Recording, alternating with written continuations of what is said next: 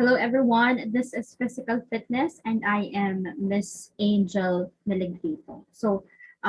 For today's topic, ang i-discuss naman natin or i-discuss ko ay ang substance use and abuse. And so dito naman iikot yung lesson natin. So we're going to discuss the different substance na maybe some of us ay ginagamit natin or nagamit na natin, na na-try na natin. At ano ba yung effect no, ng mga substances na to if we're going to abuse, no? Hindi lang yung mga madalas ginagamit natin, sometimes there are legal and illegal substances. No? So isa din yun sa pag-uusapan natin ngayon, ngayong araw no, for our lesson. Ngayon, let's start with the first substance, which is cigarette. So we all know that cigarette is, ano ba tawag dito, ay napakakilala. Kumbaga sa Pilipinas pa lang, no? Or sa lugar pa lang natin, marami tayong makikitang mga tao that are still smoking. But actually, before, like siguro mga panahon ng mga lolo't lola natin, ay mas common pa ang pagsisigarilyo, no? Unlike ngayon, medyo madalang pa nga ngayon yung mga makikita natin nagsusmoke because there are places na pinagbabawal na, no? Especially mga public places. Most of the time, there are buildings or places in our community na may mga designated smoking areas, no? So may mga ganun ng pangyayari wherein before walang ganun, no? You can smoke wherever you want, even if you're in public places, allowed. Wala namang mga rules before or law regarding sa cigarette. Even yung effect ng cigarette hindi pa ganun na pag-aaralan, kaya napaka-common ng pagsusmoke before. Pero as the time goes by, of course, makikita natin yung pagbabago when it comes to smoking. So nagkaroon ng pag-aaral, no, at madami silang na-discover or nalaman tungkol dun sa mga effect, no, ng smoking at ng cigarette, at lalo-lalo na yung pag-abuso natin sa substance na to or pag-abuse natin sa substance na ito. So let's talk about the statistic. Ayan, na nanggaling or that is from WHO or the World Health Organization. So they performed a statistic on tobacco smoking last 2015. So hindi naman ganoon katagalan, at nalaman nila no, based on that statistic na merong 1.1 billion people that smoke tobacco worldwide. Okay, so 1.1 billion is not a small number, so sa napakadami no, in that time, which is hindi ganun katagal, no? At ngayon, as I checked, I think nasa 1.3 something na or above yung numbers, no? So ibig sabihin tumaas pa yung mga taong nagsusmoke or nagsisigarette. Ayan. So malalaman natin na there are things talaga na until now, no, may mga tao pa rin na patuloy na nagsusmoke. And later on, we're going to discuss the effect of smoke or cigarette sa ating katawan. And actually, this statistic were performed or taken for both male and female subjects ranging from ages 15 years and older. Among the huge number, males are more dominantly smoking dependent than females. So that is, yun yung nakuha nila sa statistic na talagang mas madami yung number sa mga lalaki na nagsusmoke. And notice that yung kinuhanan nila, yung range ng na-surveyan nila ay 15 above. So, ibig sabihin, napakabata. Isipin natin, 15 years old, you're going to start to smoke. Pero siguro sa panahon natin ngayon, may mas mga younger age pa, no? We don't know, of course, but this is important kumbaga, information that we can still get or take, no, coming from this statistic or surveys na ginagawa nila, na madami pa pala, di ba, ang nagsusmoke. So ngayon, alamin naman natin kung ano yung content or nilalaman ng mga cigarette, na bakit kaya madami pa rin ang nagsusmoke until now. So according here, each piece of cigarette contains at most 4,000 different toxic chemicals. And 43 dun sa 4,000 na yon, of which are cancerous and can cause a lot of health-related diseases. Okay, so just imagine yung 4,000 toxic chemicals na yun, napakadami nun. At yung dun sa 4,000 na yun, may 43 na cancerous na content, no, yung nilalaman yung mga cigarette, every piece, no, every piece ng cigarette natin. At ang nakakabahala dito ay hindi siya katulad ng drugs, which is nabanggit nga dito, unlike drugs or illegal drugs, smoking is a slow and sure way of destroying your body. No? Walang health benefit, kumbaga kung meron man siguro, we're not sure kung ano pa yun. Pero when it comes to negative effect, mamaya pag-uusapan din natin, mababanggit din natin yan. Pero slowly ang kumbaga yung impact ng smoking sa body natin. Unlike illegal drugs, that if you're going to consume or yung gagamit ka ng illegal drugs, siguro wala pang isang araw, 2 araw, 1 linggo, makikita mo na yung negative effects sa katawan mo, sa isip mo, ang psychological, physical, mental, ayan, makikita mo na agad-agad. But here in smoking, hindi. No? You can smoke the whole day, pero hindi mo makikita yung negative effects sa body mo or sa lungs mo. No, it's a slow killer, sinasabi nga nila, or silent killer na binabanggit nila. So you don't know, you can experience the effect, the negative effect kapag gumagamit ka. It will take like years and years, no, before mo maramdaman yung impact or effect ng smoking sa body natin. No, the effects may not show up upon the onset of smoking, but rather on the prolonged development of this habit. So ngayon, let's discuss the chemical contents of cigarette. So meron tayo we're going to discuss yung dalawang common na content ng cigarette. So we have nicotine and then yung tar na tinatawag natin. Let's start with nicotine. So nicotine is the main components of cigarette, no? And nicotine is one out of the 4,000 chemicals that make up cigarette. It is naturally occurring psychoactive drug found in tobacco leaves. In several doses for prolonged periods of time, the drug affects the central nervous system, causing the user to become dependent on cigarette. So that's the effect of nicotine to our body. No, kumbaga naging addictive siya, especially the more that you use this, kumbaga the more that you smoke, the more na naging addictive siya sa'yo, or because it will attack, no, it will affect yung ating central nervous system. Kaya naging addictive siya, no, tong paggamit or yung pag-consume ng cigarette. Kaya you're going to, if you're going to observe, people who are like smoking for like 5-10 years, gano'n, nahihirapan na silang bitawan, diba? It will take like, although it's not impossible naman, may mga ways naman para totally matigilan ang pag-smoke. Kaso nga lang, kapag sobrang tagal mo na nag-smoke, may smoke dependent ka na, no?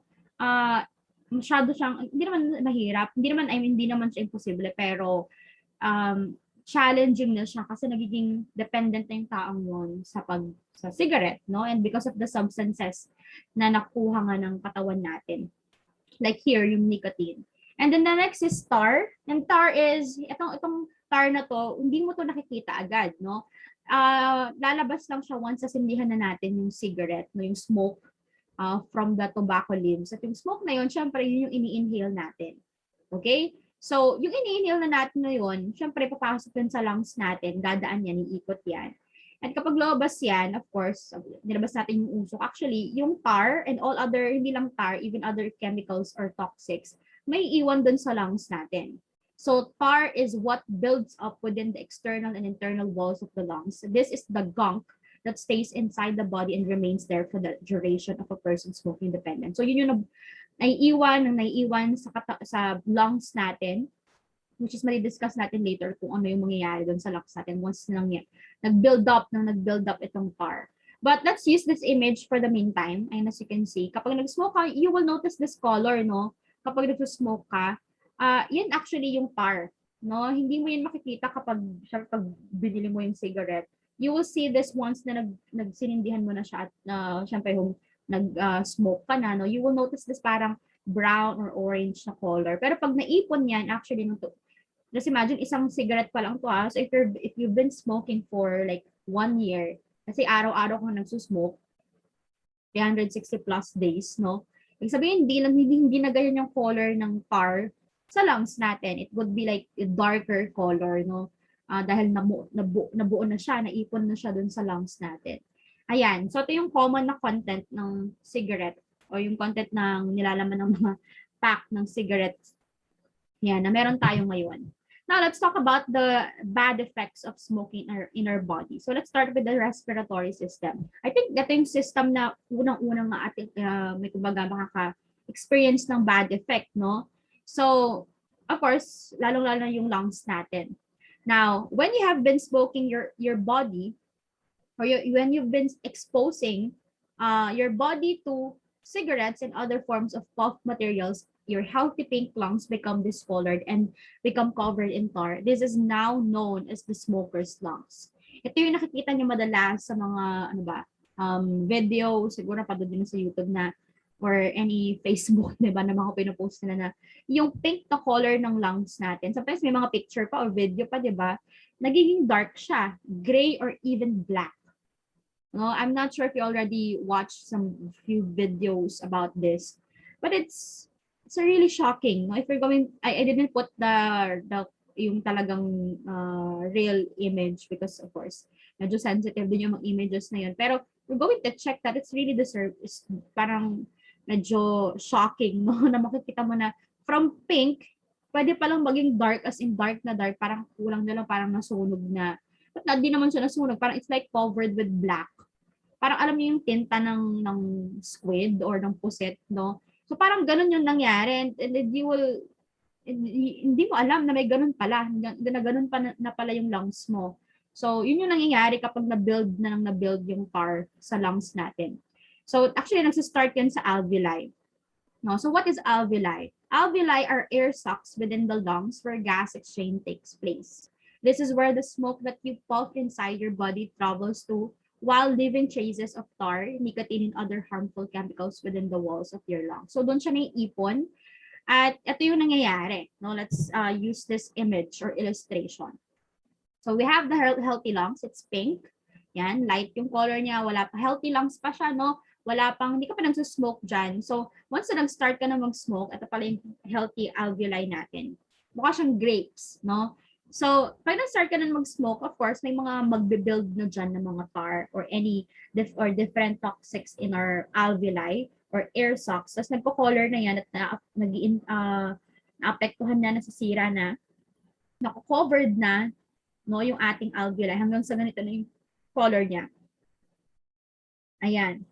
So, this disease is where the alveoli, ang tawag pala dito is emphysema. So, this disease is where the alveoli sacs and other tissues of your lungs become badly damaged, affecting its overall efficiency to perform its function. So, ganito na itsura niya. Tinatawag natin ito na emphysema. So, this is where in yung air sacs, no, or alveoli sacs natin ay apektado na o nasisira na because of yung pag-build, no, ng mga toxics or chemicals dun sa air sacs natin. Yan, kaya nagiging darker siya. Okay, so the next is, hindi lang yung ating respiratory system, even our cardiovascular system is affected. So, meron tayong tinatawag na atherosclerosis. Ayan, ito yung medical term na ginagamit kapag merong blockage, no, dun sa arterial wall natin. So, ito yung arterial wall. Ayan, ito yung normal na arterial wall. Ito yung wall yung nasa loob, syempre. Ayan, so ito yung normal na artery natin. Of course, yung flow ng blood, maayos na dadaan dyan. Pero may pag meron kang atherosclerosis, ito yung nagkakaroon ng blockage. Ayan, nahaharang because of the high cholesterol level in our blood, no, na madalas ang cause dyan ay aging at smoking. So nagkakaroon ng high cholesterol at nagkakaroon ng blockage. Of course, it will hinder or maapektuhan yung pag-flow ng blood natin dito sa artery. Okay? Ang tawag natin dito ay atherosclerosis. And then the next is we have coronary artery spasm. So ito, wala namang blockage ng any high cholesterol, kundi yung mismong wall or artery natin ay nagko-contract o tinatawag natin na spasm. So coronary artery spasm, when blood flow within your body is restricted and is not efficiently functioning, you will eventually begin to feel spasm within the surrounding arteries of your heart. This then would make you feel easily fatigued and drained from simple daily activities that you do. No, ito yung madalas napapagod ka na kasi kulang na yung flow. Remember, sa blood natin nandiyan yung oxygen. So, of course, if kulang yung oxygen na nagpo-flow sa body natin, may hirapan tayong kumilos, no? Hindi masusustain even simple movement na ginagawa natin or simple activities kasi nakadepende tayo, dependent ang body natin sa pag-flow ng blood. So without properly or proper na nagpo-flow yung dugo sa katawan natin, sa paa natin, sa kamay natin, hindi tayo makakakilos ng maayos. Affected yan. At nagkakaroon ng coronary heart diseases na dito. Nag-lead siya ng ganong sakit kapag lumala itong coronary artery spasm na tinatawag natin. Okay? So, ganito siya. Ayan. Yung normal. And then, pag nag-contract siya, syempre nakaharangan, hindi nakakadaan ng maayos yung blood natin. Ayan. And then next is, we have arrhythmia. So, ito naman ay, ang cause dito, kapag lumala, tumagal tong coronary artery spasm, nagli-lead siya na para ma-experience natin tong another disease, no, or problem sa heart natin, na tinatawag natin na arrhythmia. So as the heart experiences coronary spasm for a prolonged period, your heart loses its efficiency to pump blood within your system. When this happens, it is also possible for you to develop a different cardiovascular disease. Tinatawag na natin na arrhythmia. So arrhythmia refers to the irregular beating of the heart. Ayan. As you can see here, this is the normal heartbeat kapag normal yung flow ng blood natin at normal na nagpa-pump yung heart natin. But kapag irregular na yung pag-pump ng, of course, affected because of the constricted na yung pag-flow ng blood, nagiging irregular na yung heartbeat natin. Pwedeng sobrang bilis, pwedeng sobrang bagal, pwedeng ganito, patigil-tigil. No? So, this will be a problem din sa cardiovascular system natin.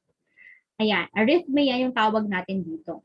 And then the next is, affected din yung regulation no, ng HDL sa blood natin or high density lipoprotein na tinatawag natin. So ang high density lipoprotein ay tinatawag din natin ng good cholesterol. So itong good cholesterol na to, ina-absorb niya yung cholesterol at kine-carry niya pupunta sa liver natin. At yung liver, syempre, ipa-flush na yun, no? The liver then flushes it from the body. So ilalabas niyo yun kasi hindi natin kailangan yung mga bad cholesterol na yon. So, ang high level of HDL cholesterol can lower your risk for heart diseases and stroke. Kaya siya tinawag na good cholesterol kasi pinapababa niya yung level ng LDL o tinatawag natin na low density lipoprotein. Ito yung bad cholesterol naman. So, kailangan natin ng madaming high density lipoprotein sa dugo natin. Pero kapag affected yung of course, itong body natin or because of the smoking na ginagawa natin, of course, affected yan. Kukulangan or improper na yung pag-regulate ng HDL sa blood natin. Of course, it will affect yung ating, tataas na yung ating LDL o dadami ng dadami, yung level ng bad cholesterol sa katawan natin. So due to the effects of smoking to the heart and the cardiovascular system in general, it may also cause your body to have lower HDL level, yung nabanggit nga natin kanina, increasing your susceptibility and acquiring more diseases. Okay? So yan yung sa cardiovascular system na effect ng smoking. Okay? So ilan pa lang yan. Now, another substance is that is also common ay alcohol. No? So yung pag-inom naman natin na madalas naglilid din ng pag-abuso. So hindi lang smoking madalas yung na aabuso natin, na sobrahan, nakakailan tayong piece ng 'di ba? Ng pack, minsan pack pa ng cigarette. So even yung alcohol. So the reason behind it kasi madalas natin nabibili naman to publicly. So para naman ang ano naman effect ng alcohol sa body natin? So alcoholic drinking facts. Alcohol consumption slows down your central nervous activity, giving you the feeling of relaxation and state of ease. Alcohol has very strong addictive properties that when taken in regular doses can affect your brain's functionality, causing you to have a dependence on the substance. So tinatawag natin ito na alcoholism. This is when yung taong yun ay dependent na siya, kumbaga naging addictive na, no? Or naging addiction na yung pag-inom. So of course, we know, maybe some of you know a few person na ganun yung nangyayari, di ba? Hindi naiiwasan na araw-araw. Minsan kahit hindi pa naman gabi, tanghaling tapat, di ba, umiinom or what, hindi naiiwasan na laging may alak, di ba? So, yun yung nagiging problem. Actually, sa panahon naman natin ngayon, hindi, or even before, hindi naman talaga, it's still, you know, you can still drink, but most of the time, mas better if for for certain occasions or events. But if in case na dumadating na siya sa point that you're drinking like every day, every week, no, kahit wala namang occasion, di mo na mabitawan, hinahanap na ng system natin, then of course, then there's something wrong.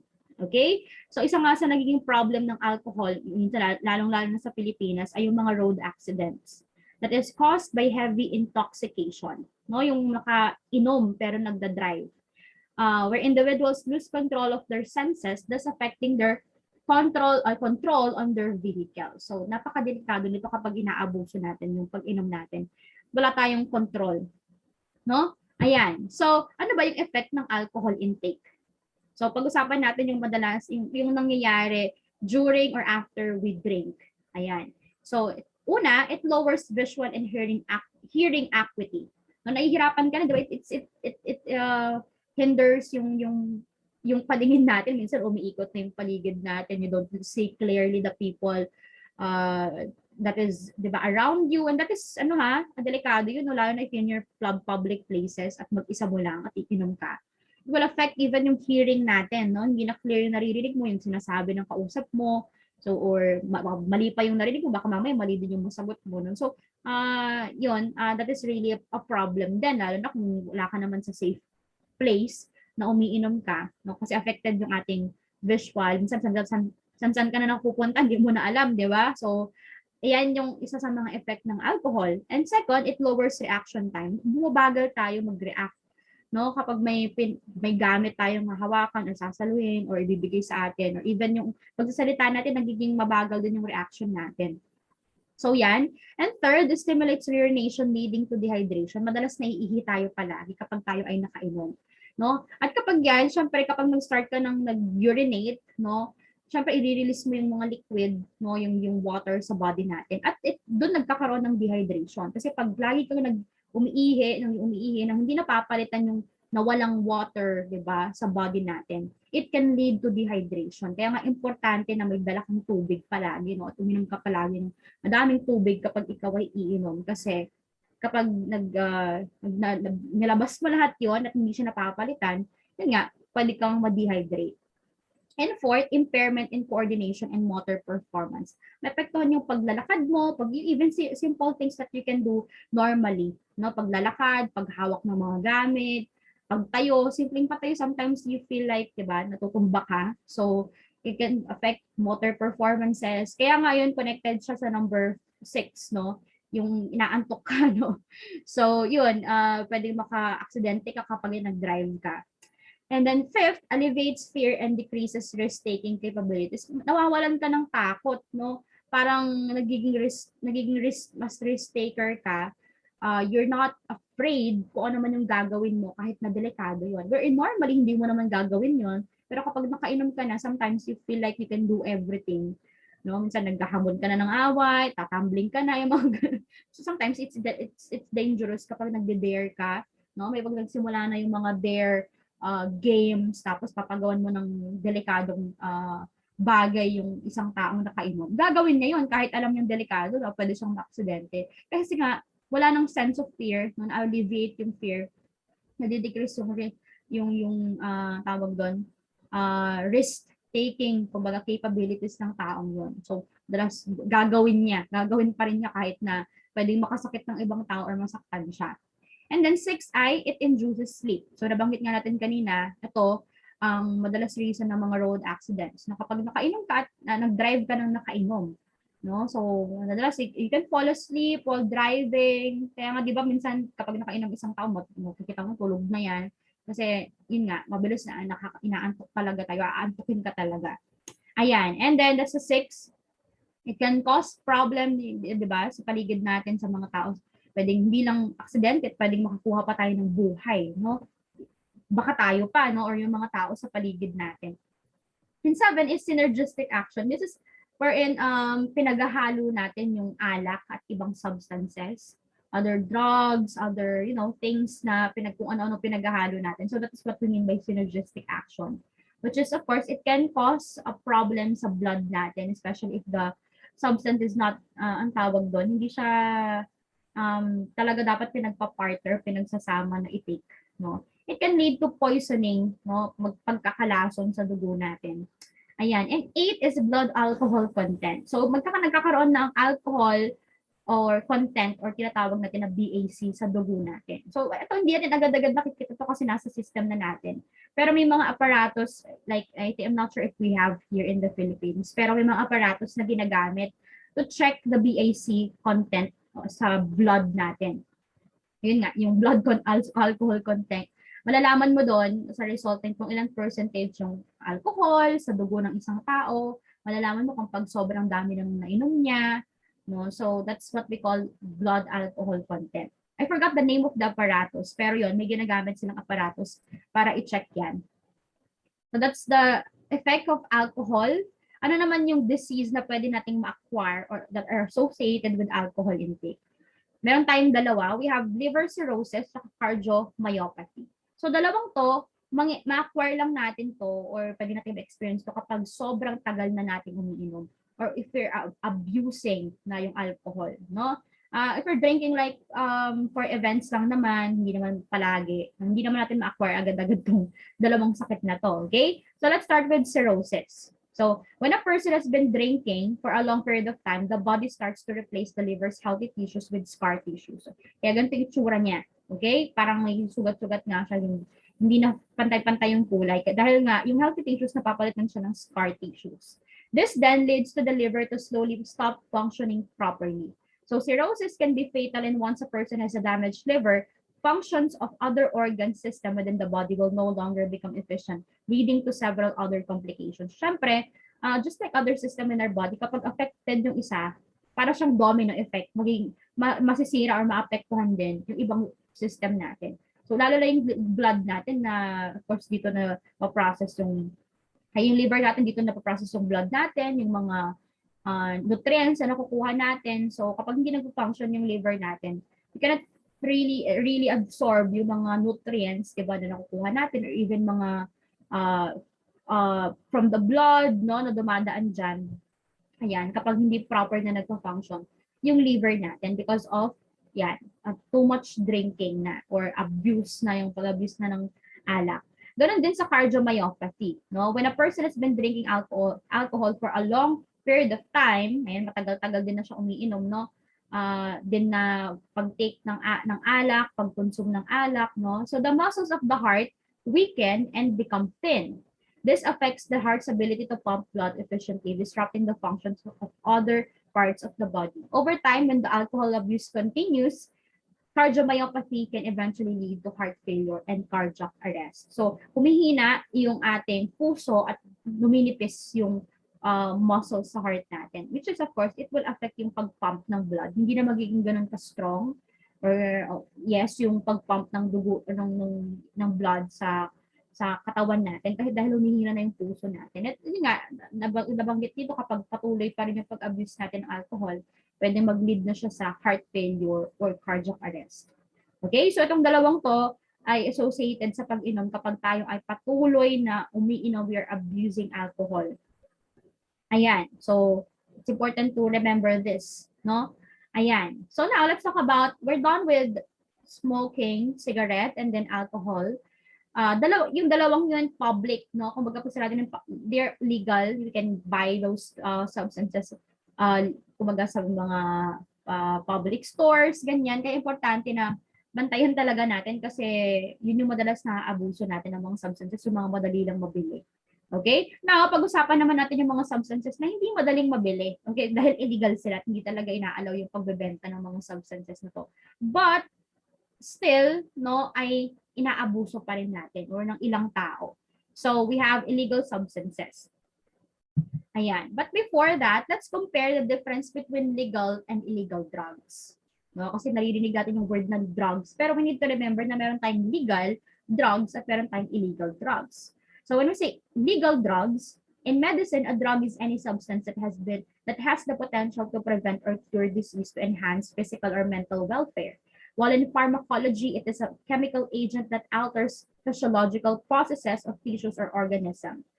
Ayan, so that is legal drugs. Okay, yung binibili natin normally sa mga drugstore, like paracetamol, yung mga ganong drugs na nakakatulong physically and mentally. Okay, yun yung na pinoproduce sa mga, of course, binebenta, ganyan. na nakakatulong, nakaka-improve ng health natin. Merong mga side effect pero most of the time di naman ganoon kabigat din yung side effect. That is illegal drugs, no? Nabibili mo yan publicly. Now, pag illegal drugs naman, no, while illegal or illicit drugs na tinatawag natin, they are defined by WHO or World Health Organization as a psychoactive substance where the production, sale, or use of which is prohibited. Hindi lang pinagbabawal yung paggamit, even yung pag-produce at pagbebenta ay pinagbabawal din. Kapag sinabi illegal, syempre hindi mo na mabibili ito publicly. Kapag nakita ka, syempre huhulihin ka, no? We have a lot of laws about illegal drugs. Pag-consume, pagbebenta, at pag-produce ng mga yan. Now, alam na natin yung definition ng drugs or pinagkaiba ng legal at illegal drugs. Now, drugs, whether illegal man yan o legal, no, parehas yan na may side effect. Okay? Pero yun nga, pinagkaiba nila kasi, syempre, illegal drugs, hindi ganoon kagrabe yung side effect niya. Unlike illegal drugs, wherein madi-discuss natin later on, napakalala, no, ng mga side effect ng mga illegal drugs na to. But still, people are still consuming it or buying it illegally, no, because of they are claiming that there are benefits that they sometimes yung benefits naman hindi naman ganoon kaganda.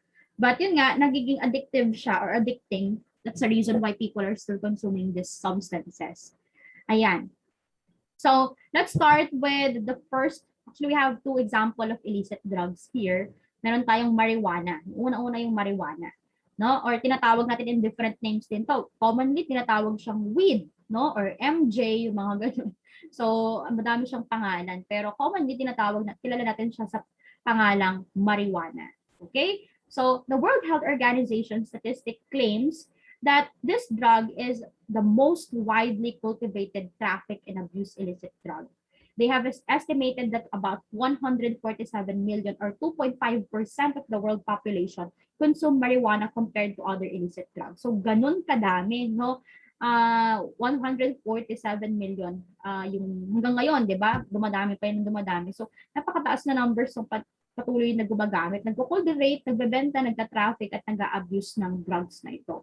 Ayan. So if you're going to observe, no, it's like a green, dry plants, which is yun naman talaga ang drugs na ito. It came from a plant, okay? Marijuana is a psychoactive drug that is prepared from a mixture of crushed leaves, flowers, small branches, stems, and seeds from the hemp plant Cannabis sativa.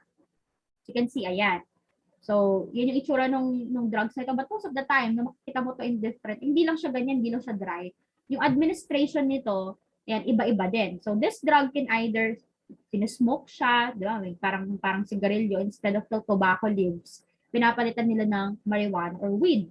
So, pwede ding vaporize. Iba naman kinakain. I saw few videos na ginagawa siyang parang tablet. No, hindi ko lang kung nakita nyo na yun. Pero may ganun.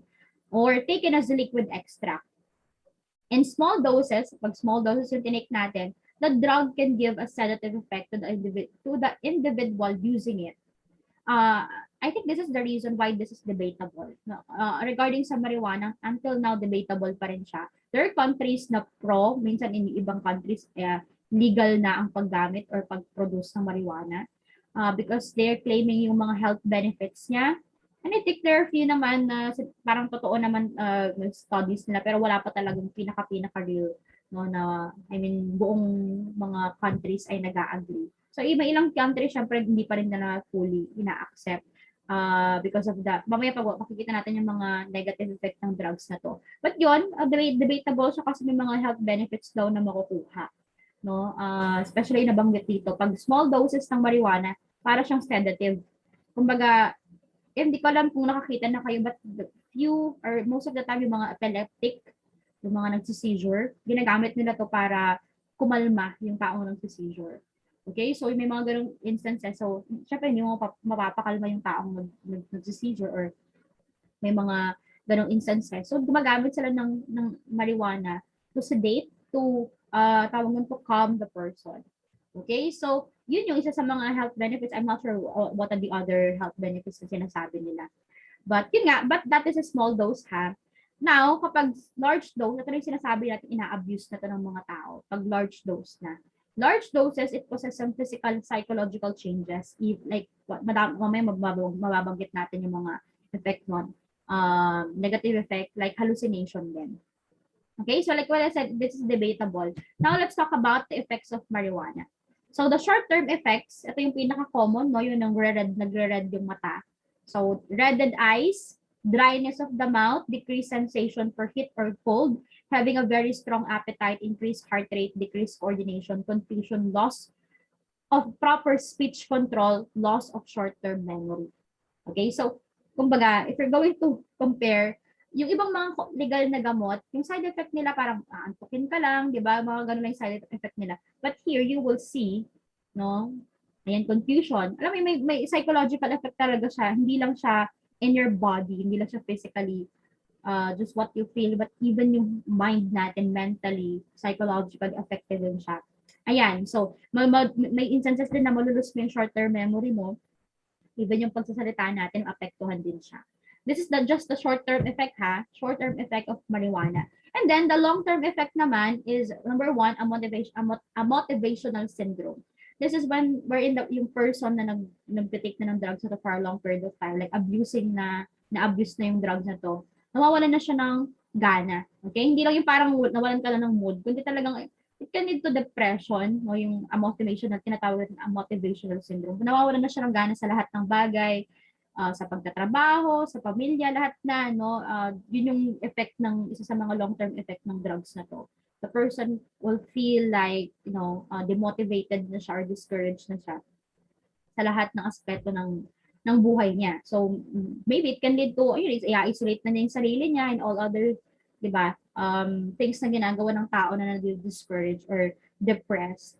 Ayan. So, that's what we call a motivational syndrome. And then second is brain atrophy.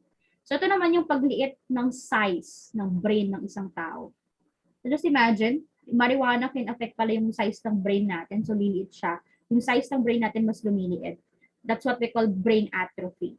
And then third, decreased functionality of the immune system. Mas nagiging mahina yung immune system natin, which will lead to, of course, mas open tayo sa mga sakit. Kapag mahina yung immune system natin.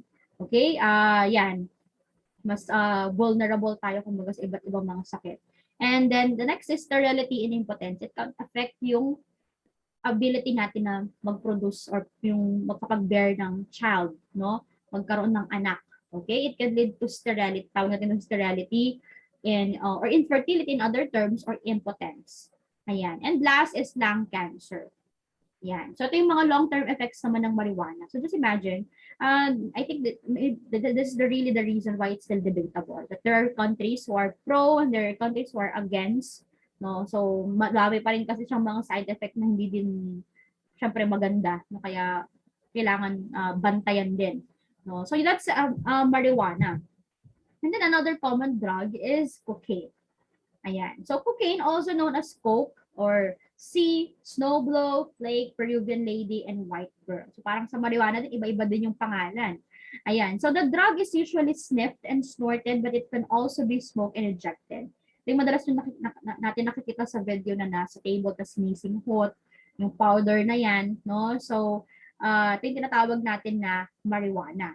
Okay? So, madalas yan, sniffed, pero minsan, ini-inject din siya, no? Nilulusaw, tapos ini-inject sa katawan. Now, cocaine is actually more expensive than marijuana, and it is also considered to be luxury drug commonly used by the ones who can only afford to buy it. So, mas mahal pala to, no? Sa marijuana kasi luxury drug siya, yung nakakabili lang talaga, yung mga may afford lang, yung mga may pera lang, no? Pero ano ba yung effect nitong cocaine at may gumagamit pa rin at yung mga mayayaman binibili to? So cocaine gained its popularity because of the universal guarantee that it gives a sense of euphoria and well-being. So yun yung effect niya, no? Nagiging high, no? Nagkakaroon ng parang feeling na high yung isang tao or euphoric yun nga, sensation or feelings or pleasure kapag nag-take siya ng drugs na to. Okay, yun yung benefit na nakukuha nila. And ito yung madalas ginagamit sa mga party places, no? Or event para ma-high yung ibang mga tao. Lalo na yung mga sobrang daming attendees. Ayan. So, that's what we call cocaine. And then, ano ba yung effect ng cocaine? Of course, this is illicit drugs. We expect na may negative effect talaga yun sa body natin. So, may tinatawag tayong coke bombs. Ayan. Ito yung pinaka-worst daw na effect ng cocaine, no, ng drugs na to sa body natin. Na tinatawag siyang coke bugs. So bakit kaya coke bugs? Now, this is a type of hallucination in which a person thinks and feels that there are imaginary insects or snakes crawling underneath his or her skin. Okay? Ito yung nakaka-imagine na yung hallucinate na yung tao. No? Na may mga gumagapang sa skin niya, either insekto or mga ahas, ganyan. Now, syempre, pag ganon, unang-una pa lang nakakabahan ka na, di ba? Pero ano pa yung mas malaking effect nitong coke bugs na to? Itong hallucination na to, nagli-lead dun sa tao, nag-take ng drugs para mag-scratch na yung balat niya, no? Or skin niya. So, it can cause excessive scratching where a person may hurt herself or himself in the process. And parang ito, no? Parang kiyakalmutin mo talaga ng, alam mo yun, sa scratch mo talaga dahil yung nakikita mo na kung ano-ano na. Ang tawag natin dyan, coke bugs. Okay? Now, another effect is kapag light to moderate or acute dosage naman yung iti-take mo na cocaine, and ito yung effect niya, no? It can bring feelings of pleasure and well-being. A person gets temporary high and eventually crashes 30 minutes after the administration of the drug. So kapag acute dosage or light to moderate yung ilalagay mo sa body mo or i-consume mo, it can cause yung pagka-high, no? At parang dalian lang siya, temporary lang siya. After nung ilang minutes lang na na-high ka, magka-crash ka na or matutumba ka na, no, mawawalan ka na ng malay or yun nga, you're unconscious na sa mga nangyayari. After you feel that 30 minutes or ilang minuto na euphoric, no, or high feelings. So yan kapag light to moderate dosage. Pag sustained dosage naman, na sustained dosage or cocaine dependence for a prolonged period gives a person constant runny nose, ayan, sinisip po, no, nasal congestion and inflammation. Kapag long-term dosage naman, it make a person experience a constant loss of appetite, experiencing digestive disorders and malnutrition. Ito naglilid naman ng bigla ang pagbagsak ng weight ng taong yun. No, wala silang gana, masakit lagi yung tiyan, no, malnutrition, ayan. Kapag yung ibang effect naman ng cocaine, kapag excessively high, sobrang taas naman ng dosage, lagi yung tinitake, kinukonsume ng taong to, it can lead to a lot of serious physical and psychological side effects like nervousness, dizziness, blurred vision, vomiting, tremors, seizures, increase in blood pressure, stroke, paralysis, convulsion, and heart diseases. Okay, so that's the reason why these substances are considered illicit or illegal. Okay? Ayan. So, next is, meron din naman tayong ibang klase ng drugs, no? Sa mga athlete naman ito common, no? Drugs and sport performance. So, we have what we call performance-enhancing drugs. Ang tawag natin dito sa drugs na to. At in other terms, sinatawag din natin siya na ergogenic aids or ergogenic aids. Ayan. So, ito, and ginagamit tong ergogenic aids or performing enhancing drugs, tinitake siya, kinukonsume siya ng mga most of the time athlete, no, para ma-improve, kumbaga may mga benefit kasi na nakuha tong mga drugs na to, which is mamaya madidiscuss natin ano yung mga yon. And when it comes to performing enhancing drugs, nahahati siya sa dalawa, no? Some ergogenic aids are naturally occurring, easily available, and completely legal. May mga ganong ergogenic aids. At meron din naman na kino-consider na ban or illegal, no? Illegally deemed by many sports organizations. So we have under na performance enhancing drugs or ergogenic aids, meron tayong legal at meron tayong ban. Ayan. So let's proceed to the legal, no? Legal muna na ergogenic aids. Ayan yung mga sport supplement, vitamins, minerals, ganyan. Yun yung mga kino-consider natin na legal ergogenic aids. So, sports supplement can range from tablets, capsules, powder drinks, caffeine, vitamin B, and even hydration and sports drink. Ayan, yun yung mga kino-consider natin. Example lang to, for example ng legal ergogenic aids. They are not illegal in any athletic performance because of the added aid na natutulong nila, no? They provide to the body in terms of recovery and nutritional value. Thus, they are very much used in sports performance and activities. An example, sports drink. Diba na-discuss natin in our previous lesson, we discussed the benefit of sports drink. Nire-replenish na yung mga nawalang tubig sa body natin and yung mga nutrition din na nawala. Okay? So, ayan, kaya consider siya as legal. Public, sa mga public stores or grocery or drugstores, mabibili mo to, no? Kasi available siya, pinoproduce siya legally. Pero yun nga, kahit legal to ha, kailangan hindi pa rin natin abusuhin. It doesn't mean even other substances na matay, yung mga na-discuss natin ng kaninang simula. Legal yung mga yun, pero pag naaabuso ay delikado pa rin sa kalusugan natin. Okay? Now, kapag ban naman, how about ban? Ban, regulate, or regulated sports enhancing drugs. These are substances that exhibit adverse side effects to the body and have not been totally proven to have the necessary claims of their effects. So ito, kiniklaim nila may benefit ng mga ban or regulated sports enhancing drugs na to. Like other drugs naman, sinasabi nila na may benefit. Pero yun nga, may side effect siya, may adverse side effect pa rin sa body natin. Kaya hindi pa siya totally proven, hindi pa siya totally na pag-aaralan talaga bang yun yung effect niya, maganda pa talaga yung effect niya. No? Kaya, meaning to say, the drugs are not approved by FDA or any other government authority for safe consumption or use by the public. So, hindi mo ito mabibili basta-basta sa mga drugstore or mga tindahan sa paligid natin, no? Itong mga ban or regulated sports enhancing drugs. Pero binibili pa rin or nakaka-consume pa rin yung iba. Siyempre, illegal na yun na mabibili nila or may ginagawa na silang paraan para makakuha pa rin sila ng ganito. Pero hindi mo ito mabibili ha. Unlike yung kanina sa legal, you can buy it in stores, ganyan. Okay? So, example natin ng ban, no? Yung ban na performance enhancing drugs ay tinatawag natin na anabolic androgenic steroid. Or in simple terms, tinatawag natin siya na steroid. An example to ng ban. Okay? So the National Institute of Drug Abuse, or NIDA, of the United States of America defined anabolic androgenic steroids. It's a synthetic variation of the male sex hormone, or what we call testosterone. So synthetic variation siya, hindi siya totoong testosterone, pero synthetic siya na yun, male sex hormone. So yun yung tinatawag natin na steroid. So yung ibang athlete, ginagamit to at mga bodybuilder, inaabuso nila to. Ginagamit nila to no, para ma-improve yung performance nila, ma-boost yung performance, or para lumaki, ma-improve yung physical appearance nila. Ayan, na hindi syempre, hindi mo nakakailanganin mag-workout, kung gusto mo magkaroon ng abs, mag-steroid ka na lang. So, ganun yung kaya ginagamit nila to no, para ma-improve yan.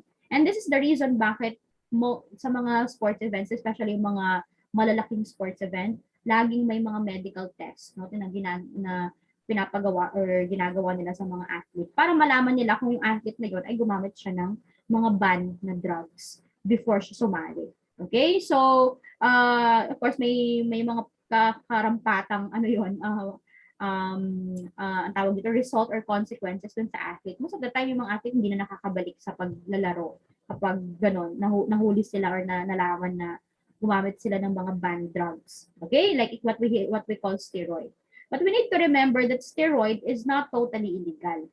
Okay? So, binabenta pa rin to pero hindi nga lang agad-agad. Hindi naman siya parang yung illicit drug na na-discuss natin kanina, pati yung pagbenta ay pinagbabawal. Binabenta pa rin to. You can still buy this in sa mga, syempre yung mga stores na allowed pa rin magbenta nito. Pero, yun nga, hindi siya kino-consider na totally illegal ha, katulad ng mga drugs kanina.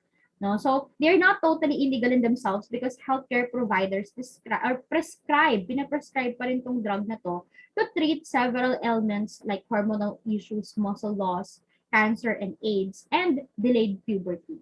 Okay? Since this is a synthetic variation ng male sex hormones, kaya ginagamit siya sa mga ganong kumbaga medical problem or physical ailment. So, pinaprescribe pa rin siya ng mga doktor, pero kailangan mo ng prescription. Okay? Kasi yun nga, kapag wala kang prescription, pwedeng mag-lead na abusuhin to ng mga ilang tao, no? Gamitin nila para ma-boost yung performance nila or ma-improve yung physical appearance nila.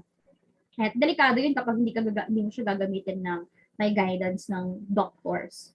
Okay? So again, hindi siya totally illegal, no? You can still buy this, but gagamitin mo lang siya or ginagamit lang siya for yung may mga kailangan talaga medical problem or conditions. Okay? So that is steroid and yung mga drugs sa sports events, no? So ano nga ba yung side effect ng steroid? So let's talk about the side effect ng steroid. Ayan, the drug poses serious threats to brain activity the same way as other illicit drugs, except that it does not give a person a temporary high, but rather it damages brain pathways that may result to several or severe changes in mood or behavior. Wala kang high na feeling or euphoric feeling na ma-encounter dito kapag gumamit ka ng steroid. Walang ganon. Unlike yung mga drugs kayo na nabanggit natin, dito walang ganon. No? Pero may epekto siya sa brain natin. Most of the time, yung mood, no? Severe changes of mood in mood or behavior. Ito, pag madalas kapag nasusobran ay na-abuse natin yung paggamit ng itong drugs na to, ginagamit siya sa mga maling bagay, no? It can lead to paranoia, jealousy, ayan yung mga sudden, kasi hormone to, no? So, extreme irritability, delusions, and impaired judgments are some of the mental problems highly associated with the abuse of the drug. Hence, violence-related acts are also closely tied with its abuse. Ayan. So, that is steroid. Okay, the side effect of this drug. Now, ayan, so for conclusion in our lesson today, remember that anything that you take, anything, no, in excess or in small quantities man yan, it can be beneficial. Yung substances na tinitake natin. May mga benefit yung ilan, pero may ilan naman pag nasobrahan, or kahit hindi naman sobra, pero illegal siya, may mga side effect siya, it can be detrimental to your health, wellness, and fitness. Okay? Now, para tayo makakaiwas sa mga to, lalo na yung mga substances na delikado talaga para sa atin. So, how do you shy away from substances like alcohol, cigarettes, and illegal drugs? The technique is just to say no. Okay? Don't try them. Never experiment on illegal drugs in particular. Lalong-lalo na yun. Huwag na natin talagang itry, no? So, delikado, syempre. At syempre, may haharapin tayong kaso no, sa batas kapag itatry pa natin. And remember, yung mga legal naman ng mga substances publicly nabibili mo like cigarette, alcohol, ganyan. If you plan on drinking, moderately drink. Ayan. And do it on occasions whether it is only necessary. Na hindi maglilid ng pag-abuse natin to the point na naging dependent na tayo, naging addictive na siya or addicting no, sa sarili natin. Okay? Nabanggit na dito, ayan, an ounce of prevention is better than cure. Huwag na natin hintayin pa na lumala yung situation natin at patuloy natin abusuhin itong mga substance na to at dumating ka na sa point na wala nang, di ba, way or magiging mahirap na, imposible na makaalis or ma-solve pa yung problem natin, lalong-lalo na sa health. No, hanggat ngayon na may kakayahan pa tayo to say no or i-control yung sarili natin, of course, it's better to say no or prevent. Prevent na mangyari isang bagay before pa mangyari na mag-cause pa ng serious damage or damage na hindi na natin kaya pang ibalik or ayusin. Okay? Now, I will end with this quote. I think this is applicable sa topic natin ngayon since our topic is about making decision or right decision. And according to Ken Levine, sabi niya, we all make choices, but in the end, our choices make us. And I think this is wonderful, no, to remember. It's good to remember that everything na ginagawa natin, no, may impact, may consequences. If you're doing something that will improve your health, of course, expect that you will reap the benefit. But if we're doing something na it can cause problems sa health natin, of course, yun din naman yung ma-reap natin. So, yun nga, we all make choices, but in the end, our choices makes us. So, babalik at babalik din yung mga decisions na ginawa natin. Okay? So, that's it. That's the end of our topic. I hope you learned a lot. So, again, this is physical fitness, substance use, and abuse.